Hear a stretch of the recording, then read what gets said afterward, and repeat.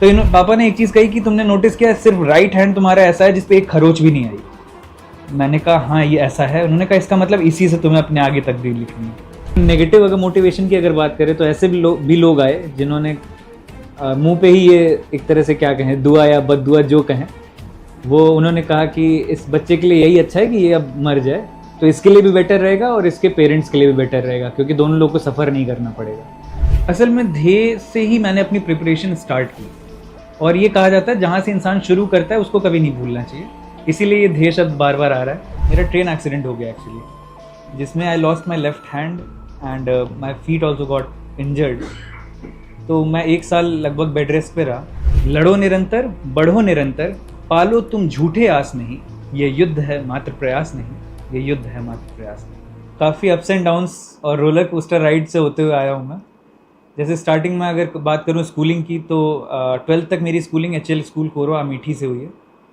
उसके बाद मैं 12th में ही था तब मेरा ट्रेन एक्सीडेंट हो गया एक्चुअली, जिसमें I lost my left hand and my feet also got injured. तो मैं 1 साल लगभग बेड रेस्ट पे रहा, और मुझे 1 साल से ज़्यादा लगभग रिकवर करने में लगा। उसके बाद मेरे सामने ये ऑप्शंस थे कि मैं किस फील्ड में जाऊं। तो HL एक ऐसा एरिया था जहाँ पे हिंदुस्तान एरोनॉटिक्स लिमिटेड, ज़्यादातर इंजीनियर्स वहाँ पे थे, तो एक इंजीनियरिंग वाला ही माहौल था। तो मैंने फिर NIT राउरकेला में मेरा एडमिशन हुआ, AIEEE या उस समय IIT मेंस के थ्रू। उसके बाद आफ्टर दैट लेकिन मैंने 1 साल में ये रियलाइज़ किया कि वो फील्ड मेरे लिए और ख़ासकर मेरे फिज़िकल कंडीशंस के हिसाब से रेलेवेंट थोड़ा कम है, क्योंकि वहाँ पे टेक्निकल चीज़ें ज़्यादा थी।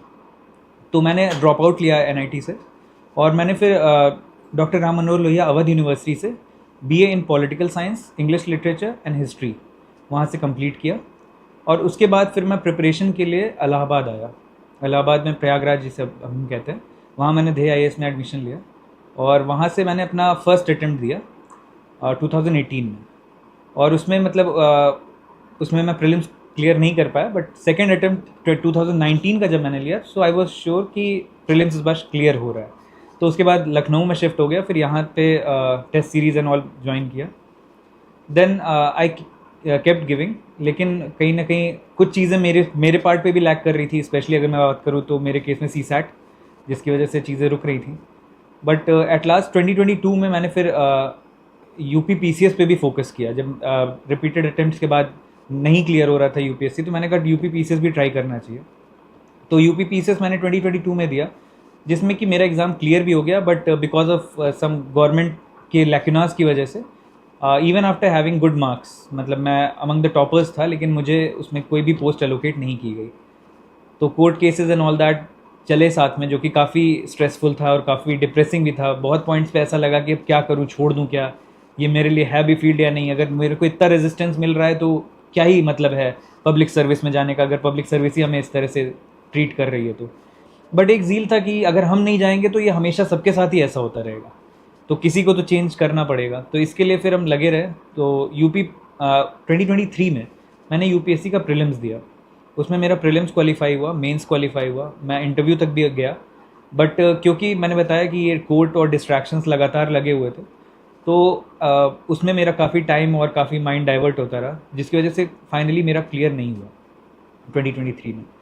और उसके बाद लक बाई चांस मेरे ऐसा हुआ कि उस साल थोड़ा 2024 का जो प्रीलिम्स था वो थोड़ा आगे एक्सटेंड हो गया उसका टाइम पीरियड, तो I got some time to prepare for prelims again. तो मैंने फिर से प्रीलिम्स के लिए प्रिपेयर किया, और मैंने प्रीलिम्स क्वालिफाई किया, और उसके बाद फिर मेंस क्वालिफाई किया, फिर इंटरव्यूज़, और आज फाइनली 535 रैंक के साथ यहाँ बैठा हूँ। देखिए, एक तो एक मोटिवेशन जो था उसके 12th के बाद कि नहीं अब चीज़ें बिगड़ गई हैं। एक वो पॉइंट पहुंचा था जब लगा कि अब तो रॉक बॉटम पे पहुंच गए हैं, क्योंकि इंसान कहा जाता है कि अगर शरीर साथ है तो सब कुछ साथ है, और जब शरीर साथ नहीं देता तब इंसान सबसे ज़्यादा असहाय महसूस करता है। तो वो जब फेज़ मैंने देखा, और मैंने एक चीज़ पापा मेरे हमेशा कहते हैं, क्योंकि मेरे माता पिता और जो मेरी फैमिली है ये मेरे लिए बैकबोन का काम किया इन्होंने। इनके सपोर्ट के बिना मैं यहाँ क्या इसका आधी जर्नी भी नहीं पहुँच सकता था। तो पापा ने एक चीज़ कही कि तुमने नोटिस किया सिर्फ राइट हैंड तुम्हारा ऐसा है जिसपे एक खरोच भी नहीं आई। मैंने कहा हाँ ये ऐसा है। उन्होंने कहा इसका मतलब इसी से तुम्हें अपने आगे तकदीर लिखनी है। तो उससे मुझे ये मोटिवेशन मिला कि राइट हैंड बिल्कुल सही है, यानी अब इससे पढ़ाई करनी है, और जो अपनी तरफ से बन पड़ता है वो कम्प्लीटली देना है। तो एक चीज़ कही जाती है, अगर आप सही डायरेक्शन में हैं तो आपको सही लोग मिलते जाते हैं और कहीं ना कहीं सपोर्ट भी उनका मिलता जाता है। तो इस तरह मेरे चाहे फैकल्टी मेंबर्स हो, जैसे मैंने श्वेता मैम का नाम लिया, श्वेता मैम ने ऐसे में काफ़ी कुछ चीज़ें मुझे गाइड की।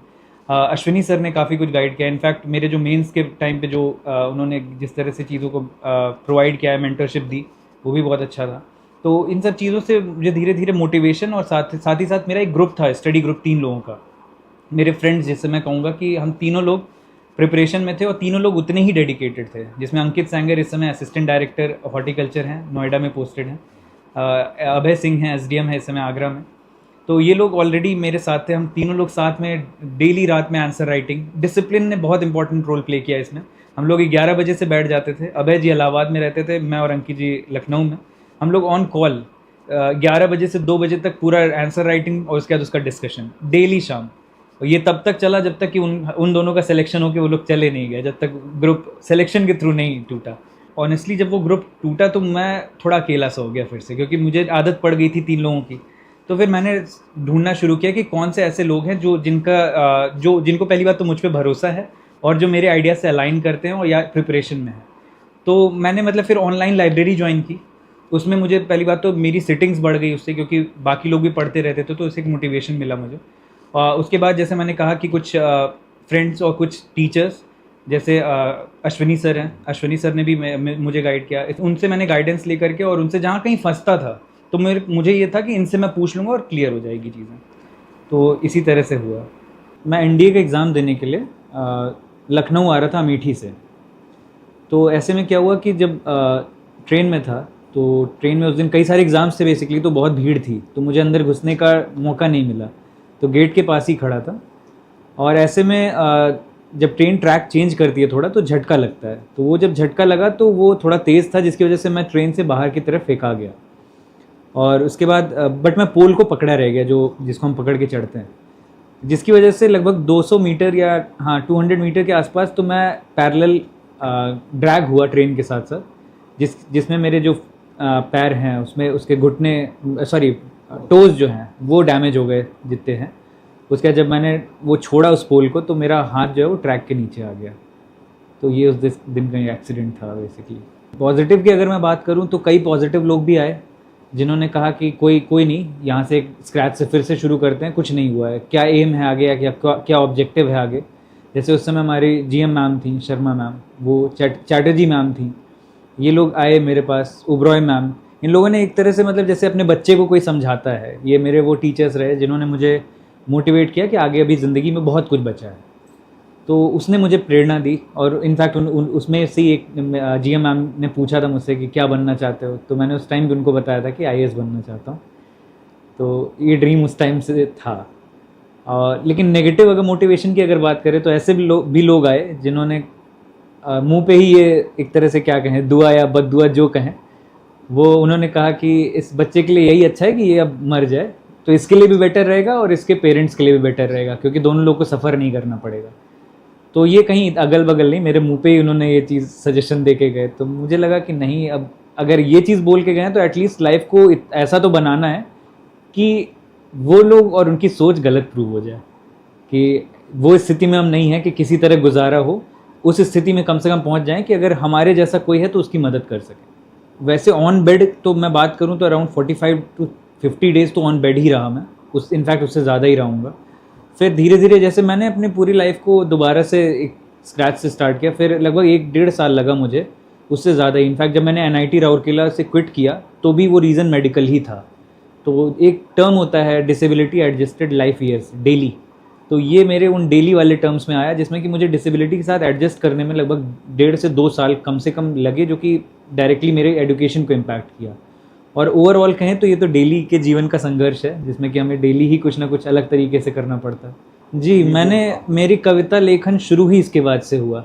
मैं पहले कभी कविताएं नहीं लिखता था। मेरी कविता, जो पहली कविता मैंने लिखी थी वो था, जिंदगी का शुक्रिया करता हूँ दिल से आज मैं, जिंदगी का शुक्रिया करता हूँ दिल से आज मैं, जो दूसरा मौका दिया जीने का इस समाज में।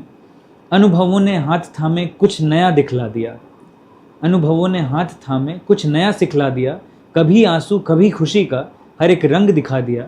ये मुझे समझा दिया कि हूँ मैं क्या और कौन हूँ, ये मुझे समझा दिया कि हूँ मैं क्या और कौन हूँ, बस यही अब जानकर मैं मुस्कुराता मौन हूँ। मौन हूँ पर मृत नहीं, बाकी अभी भी जान है। मौन हूँ पर मृत नहीं, बाकी अभी भी जान है। बढ़ते जाने का ये जज्बा मेरा स्वाभिमान है। तुझसे यूं ही सीखना है जिंदगी मेरा साथ दे। तुझसे यूं ही सीखना है जिंदगी मेरा साथ दे। अब फर्क ना पड़ता है जो तू जीत दे या मात दे। एक स्टेट ऑफ माइंड का मेनली गेम है। या तो मैं अपने बैकअप्स के बारे में सोचूं, हालांकि ये कहना आसान है कि बैकअप नहीं रखना चाहिए, when backup is for losers, लेकिन एक समय ऐसा आता है जब आपके पास कोई बैकअप नहीं रहता तो सेल्फ डाउट आता है। बट ऐसे में भी सबसे मेन चीज़ है हमारा पर्पस क्या था, क्यों इसमें हम आए थे। या और मैंने जैसा बताया, शेयर किया कि जो कोर्ट केसेस भी हुए, उसने कहीं ना कहीं वो इस प्रिपरेशन से मुझे दूर करने की जगह उसने और इंटीग्रेट कर दिया मुझे। क्योंकि फिर मैंने देखा कि सिस्टम के साथ मैंने काम करना शुरू किया। मैं जाके डिसेबिलिटी कमिश्नर्स जो होते हैं स्टेट में, वो बैठते हैं, आईएएस ऑफिसर्स जो सचिवालय में बैठते हैं, मैं उनसे मिला। फिर जब उन्होंने भी ये चीज़ अफर्म की that you have the potential because the level of work that you are trying to do on ground is good, तो उसने भी कहीं ना कहीं एश्योरेंस दिया कि ठीक है, कैपेबिलिटी है, अभी तक उसको यूटिलाइज नहीं कर पाई या वो रिफ्लेक्ट नहीं हो पाई, इसका ये मतलब नहीं है कि कैपेबिलिटी नहीं है। वो हम अगर कंसिस्टेंटली और परसिवरेंस के साथ लगे रहेंगे तो विथ टाइम वो हमें कहीं ना कहीं दिखेगा, उसका फल भी दिखेगा। और इसके साथ साथ कुछ ऐसे लोग जैसे मेरे मम्मी पापा हैं, इनके साथ मैं अपनी चीज़ें शेयर कर लूँ, और ये लोग बहुत सपोर्टिंग हैं। मतलब मैंने जैसा कि कहा, मेरे बैकबोन हैं, इनके साथ मैं कुछ भी शेयर कर सकता हूँ। इनको कभी मुझ पर डाउट नहीं रहा, कभी पूरी जर्नी में। इसी तरह अंकित जी हैं, उनको भी मेरे पे कभी डाउट नहीं रहा। पुष्पा है उनकी वाइफ, जो खुद भी एग्जीक्यूटिव मैजिस्ट्रेट हैं, वो भी देह से पढ़ी हुई हैं। तो उन्होंने इन लोगों ने, मतलब ये एक ऐसा ग्रुप है मेरा जो कि गिने चुने लोग हैं, बट इन्होंने इमोशनली बहुत सपोर्ट किया। असल में ध्येय से ही मैंने अपनी प्रिपरेशन स्टार्ट की, और ये कहा जाता है जहाँ से इंसान शुरू करता है उसको कभी नहीं भूलना चाहिए, इसीलिए ये ध्येय शब्द बार बार आ रहा है। मेरे एक कज़न हैं जिन्होंने मुझे पहली बार ये कहा था कि आप यूपीएससी की तरफ जाइए, तो वहाँ से उन्होंने मुझे ध्येय के बारे में बताया, क्योंकि ध्येय के वो उस समय के स्टूडेंट रहे थे जब शायद ध्येय एक इंस्टीट्यूशन भी नहीं बना था, वो डिफरेंट जगहों पे चलता था। तो वो उस टाइम के स्टूडेंट थे, तो उन्होंने मुझे रिकमेंड किया कि आप ध्येय जाइए। तो मैंने वहीं से स्टार्ट किया, और एक इम्पॉर्टेंट रोल इसने प्ले किया मेरे फाउंडेशन, जो इनिशियल फाउंडेशन होता है हमको, जो सिविल सर्विसेज में आने के लिए हमें शुरुआती ज्ञान होना चाहिए, वो मुझे वहाँ से मिला। तो ये रोल रहा ध्येय का।